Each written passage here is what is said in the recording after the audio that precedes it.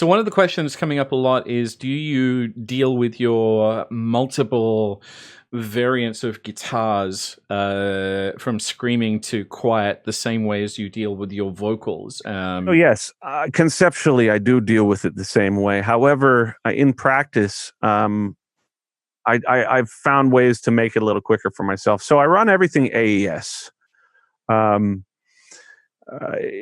I've got an Axe-FX3, an Axe-FX2, a Kemper, and some DSP ones. I did some presets for the Paul Reed Smith thing and a couple other things too. And these are all really cool, but they all serve very specific functions for me in terms of making layers. And how I've made the guitar sounds to begin with is I do all the EQ within the plugins, within the digital gear, so that I know that when I'm going to it, I know that this one fits with that one and this one fits with that one. So what would be an example of that? So the greenies here are my guitars. So let me just see where we're at.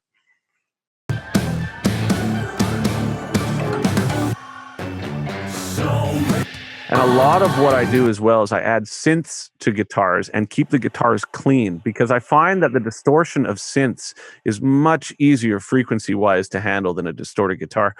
Distorted guitars and cymbals are just the bane of my existence, because they all, again, the distortion of the guitars, the frequency of those cymbals, they're at the same place as the orchestras and my voice and the synths and all that stuff, and it just, ugh. So there's my guitar sound. It's clean. Right? It's very clean. Totally. But what I've got added to that, so in the bass, which is cool. But then when I go to the actual distortion of this part, at least, let's see. Ableton. Yeah, so here, check this out.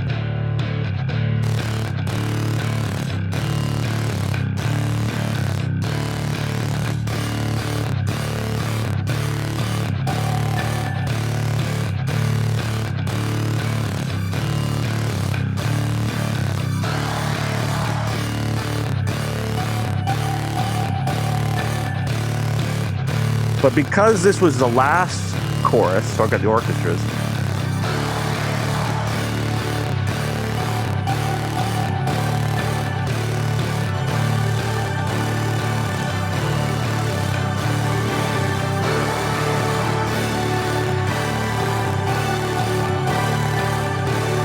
Because this is the last chorus, so this is the amount of guitars I have in the beginning.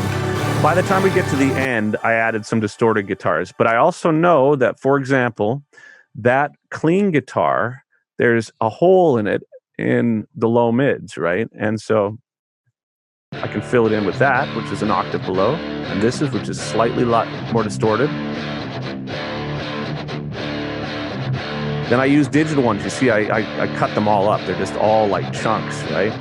Because their function is more just to, add support. But that digital, well, not digital, but this distortion in general, it's got this chaotic frequency that, unless it's super tight, gets in the way of everything. So I cut that up.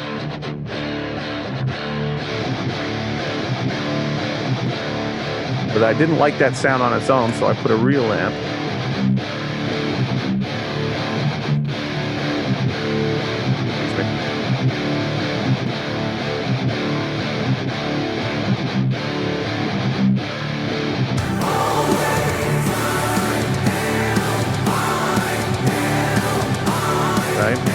Then, for example, the ending.